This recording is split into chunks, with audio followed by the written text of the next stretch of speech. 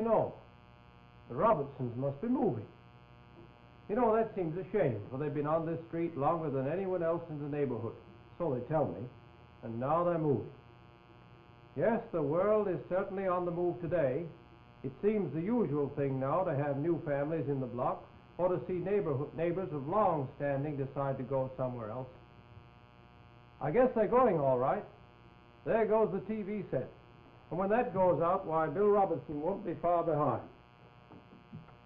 Still, it's too bad to lose good neighbors. And yet I suppose it's nothing new. Men have always been on the move, and sometimes it has been a mass movement. Think of the migration of Moses and the children of Israel from Egypt to Canaan. In the book of Exodus, chapter 12, we read of 3 million souls, men and women and children, as well as additional herds of cattle, goats, and sheep, crossing a wilderness, eating outdoors, and sleeping under canvas. Yes, the world is always on the move, ever seeking new destinations. Man is always looking for a new home, a better home, a happier one. No need to strain the point there. Think of the mind of man searching for new destinations, the outreach of science and philosophy, and finally think of man's long quest for a new spiritual home. You know, it is an interesting thought that this world has always been on the move. It is not something peculiar to our generation. There has always been the stirring within the soul in response to the clarion call to come. There is something in your make-up and mine which makes us obey this call when it comes, regardless of how hazardous or unpleasant the way may be. And it has not always been so easy as it is today to get from here to there. Only a few years ago, as world history is to be reckoned, the best that man could do was to travel at foot pace. Less than a century ago, men and women suffered tremendous hardships to cross the North American continent. Those were the days when such hymns as this were born. With steady pace the pilgrim moves toward the blissful shore, and sings with cheerful heart and voice, "'Tis better on before." His passage through a desert lies, where furious lions roar. He takes his staff and smiling says, "'Tis better on before." When stern afflictions cloud his face, and death stands at the door, hope cheers him with her happiest note, "'Tis better on before." For the early settlers, those were dreary days that stretched into endless weeks as the covered wagons creaked their way across the prairie and desert, or found their perilous way through unmarked mountain passes while Indians lurked in the shadows. And remember, too, that it was not only the men, but also the women and children who endured the anxieties and the suffering, and, as happened all too often, whose bones were left to bleach by the side of the trail.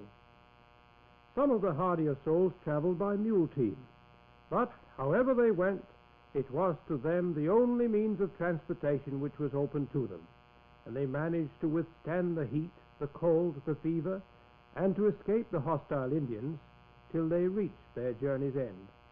But there were other difficulties to surmount, as well as the hazards of the road. In the first place, there was often no road. The route was for the most part uncharted.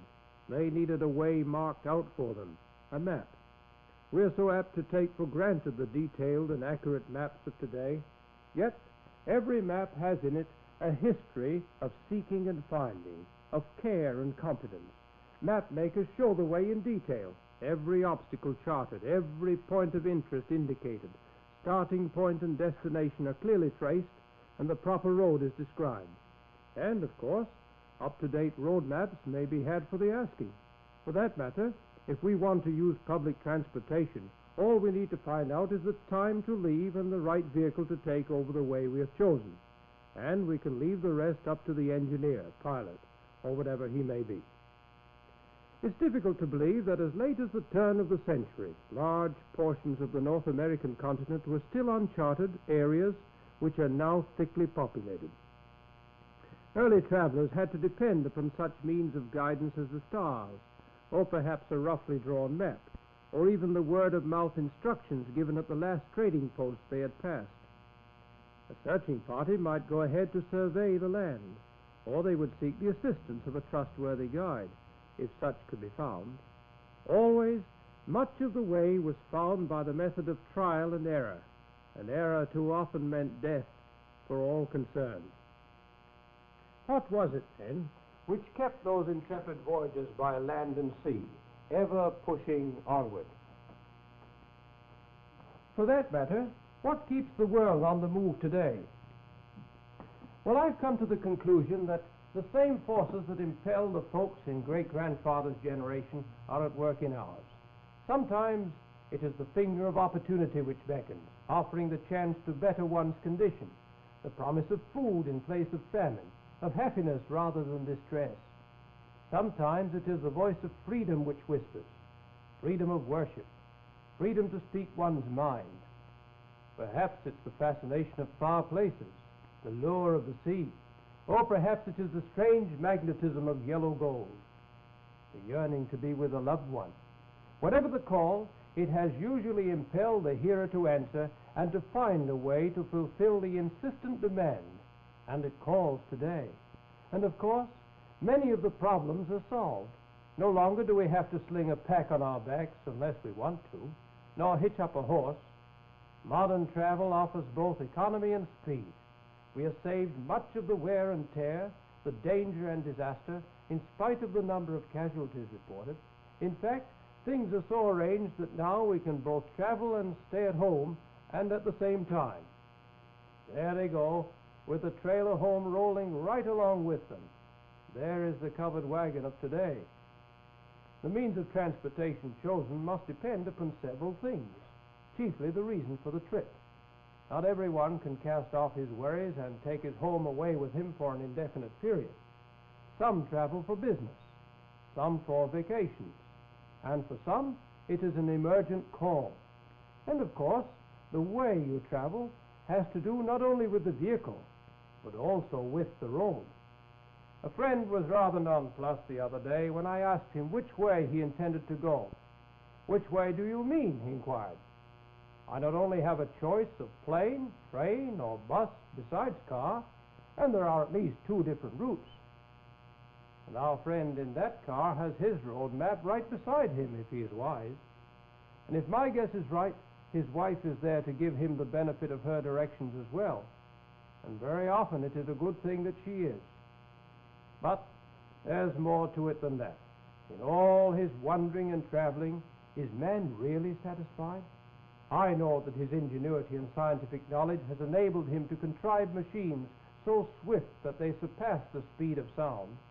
And with his modern instruments for surveying, he can chart with accuracy the densest wilderness.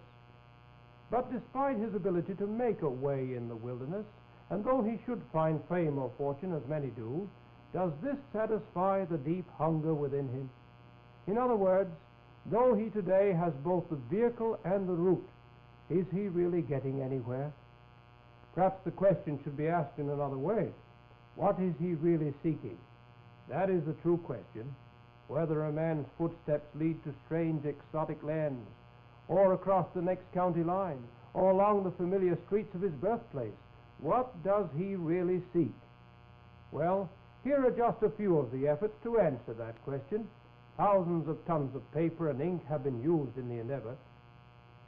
A large number of books dealing with such subjects as peace with God, rest of soul, and similar topics give ample evidence that today, as in all generations, man is longing for and seeking after God, whether the individual himself has realized it or not. Man has had many strange conceptions of his God or gods. He has bowed himself to inanimate masses of wood or stone, the carving of his own hands. He has characterized his God with his own human frailties and shortcomings. He has peopled his woods and fields and his very doorstep with unseen spirits which must be dreaded and appeased. He has made for himself laws, denying the laws of God, and then curses God for his just retribution. Even when man recognizes the true object of his search, his heart still echoes the cry of Job, "Oh, that I knew where I might find him." To this question many answers are offered. Some offer fellowship with God as though he were man alone. And one can almost hear the voice of God crying, "I looked, but behold, there was no intercessor. You see, man's heart still cries out. It cries out, we're told, as the heart of Thomas once did, when he said, "How may we know the way?" Let me read these words to you from St. John's Gospel, chapter 14. "Let not your heart be troubled. Ye believe in God, believe also in me. In my Father's house are many mansions. If it were not so, I would have told you. I go to prepare a place for you. And if I go and prepare a place for you, I will come again, and receive you unto myself, that where I am, there ye may be also. And whither I go, ye know, and the way ye know." Thomas saith unto him, "Lord, we know not whither thou goest, and how can we know the way?" Jesus saith unto him, "I am the way, the truth, and the life. No man cometh unto the Father but by me." In one terse sentence, Jesus made the way to God clear and concise. He said, "I am the way. No one comes to the Father but by me." He declared himself to be the vehicle, so to speak, the only means as well as the only route through which and by which man can find God. A native guide was once hired to take some travelers through a dense jungle. Thinking to save expense and being of an independent turn of mind, the leader of the party pompously told the guide, "Tell us the way, and you don't need to go along." But the guide answered, "It isn't possible for me to tell you the way. You would certainly be lost. I am the way. Either I take you through this wilderness, or you will never get there." So it is with Christ and ourselves. If we would know God as our heart desires and enjoy the blessings of eternal life, we must let Him be our guide. If you have not yet done so, oh, I trust that you will come now to the Father through the Son. For thou art the way, to thee alone from sin and death we flee, and he who would the Father seek must seek him, Lord, by thee. And now, once again, we leave you with the Salvation Army's heartfelt benediction. God bless you. Be sure and join us again, won't you, when we shall learn more of the living Word and of Him who is Himself in very truth, the living Word.